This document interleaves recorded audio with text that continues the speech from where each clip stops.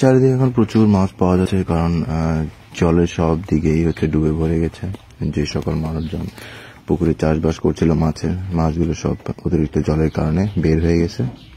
তো এই যে আমাদের বিশাল মেঘনা নদী, অ্যাকচুয়ালি আমাদের গ্রামে সর্বগ্রাস্য মেঘনা নদী বর্ষার সময়টাতে এসে অনেক উত্তেজিত হয়ে থাকে, এবং এই বর্ষার সিজনেই হচ্ছে নদীর ভাঙনটা অনেক বেশি। তো আমাদের গ্রামে যে সকল লোকজনরা আছে তারা এইখানটাতে কোনায় এসে বসে থাকে।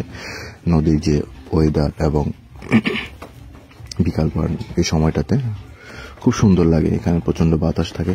আর এইখানটাতে প্রচুর লোকজন আজকে মাছ ধরেছে, এই যে মাছগুলো নিয়ে যাচ্ছে। বিভিন্ন ধরনের জেলেরা জাল দিয়ে মাছ শিকার করেছিল, পুকুরের মাছ, এগুলো কোনো নদীর মাছ না। মানে অতিরিক্ত জলের কারণে মাছগুলো এখন নদীতে চলে আসছে।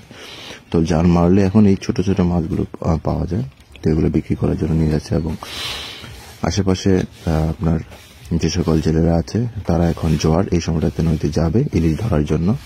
এটাই হচ্ছে ইলিশের কেন্দ্রস্থল, এখান থেকে হচ্ছে আমরা সুস্বাদু ইলিশ মাছ পেয়ে থাকি। তো এই জোয়ারটাতে হচ্ছে জাল ফেলা হয়, তো ওনারা জাল ফেলবে। তবে এখনকার আগের মতো আমাদের চাঁদপুর মেঘনা ইলিশ পাওয়া যাচ্ছে না, হঠাৎ করে কেন যেন ইলিশটা কমে গেল।